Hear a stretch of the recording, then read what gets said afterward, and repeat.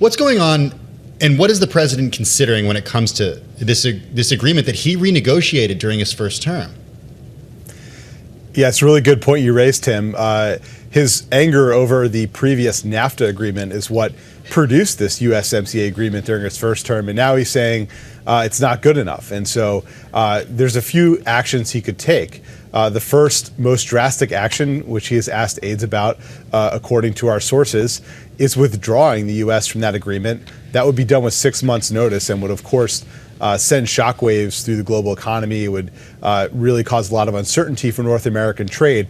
Short of that, there's a July 1st deadline where the parties need to decide whether to renew this agreement for another 16 years. And if they don't, they would essentially enter into these annual reviews and negotiations on the terms of that agreement. So not necessarily going away immediately if they don't renew it, but it would certainly cause more uncertainty to hang over the pact. So Jordan, so it sounds like a little bit of a clock kind of ticking here. So maybe that's why this is happening. Or I kind of was making some notes. Is this a distraction, a serious consideration? Is the White House looking to provide, kind of create some kind of distraction here? What's really the goal? What does the White House want here? President Trump has always been about leverage, and right now he's been angry at Canada. He's angry at Canadian Prime Minister Mark Carney for a variety of reasons.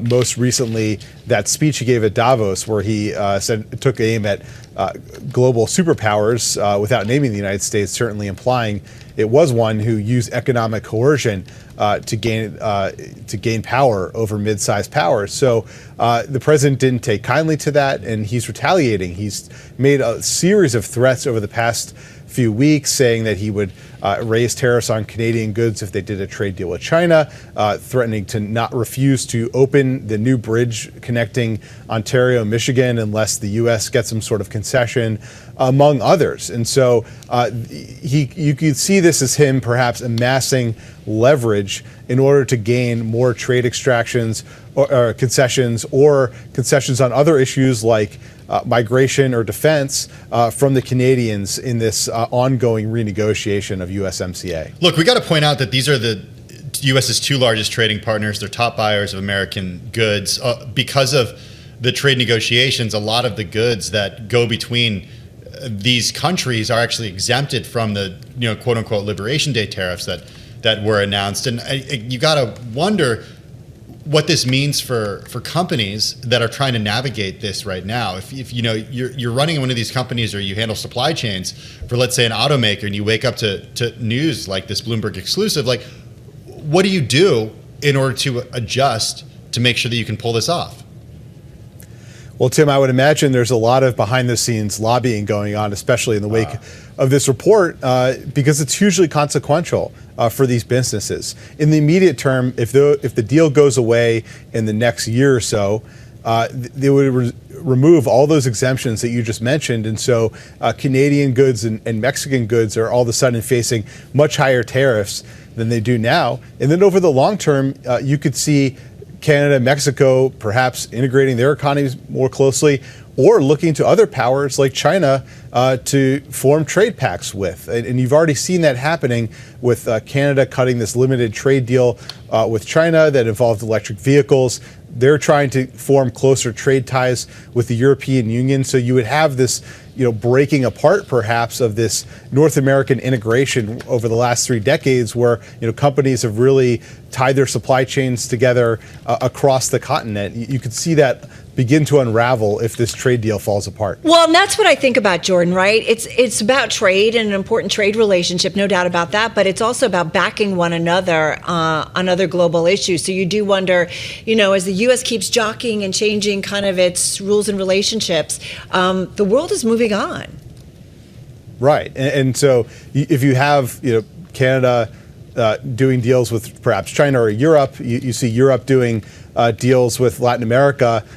Trump has heralded the end of the international order, saying that basically he wants to have a more protectionist economy. A lot of other powers might not agree, and so you see perhaps other free trading blocs being set up while the U.S. builds a tariff wall around its own economy. And I think it'll take years for the economic consequences of that to bear out, but it certainly would herald a huge change. Jordan, in the past, the president has, and look, I think quote unquote Liberation Day is a great example of this. The initial news about something doesn't end up being what ultimately happens, and in the meantime, there is sort of a scramble. He's been referred to as tacoing on certain things. You can't predict the future here, but is there any chance this is an opening salvo?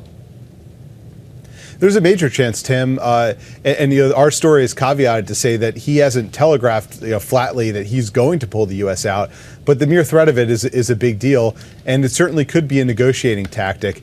During the first Trump administration, he used the threat of withdrawing the U.S. from NAFTA to get the Canada and Mexico to sit down and negotiate what eventually became USMCA, and so perhaps he's turning to this tactic again to try and force more concessions from Mexico and Canada. The problem is that Trump is an unpredictable leader, and so it's tough for these counterparts to really figure out where his head is at.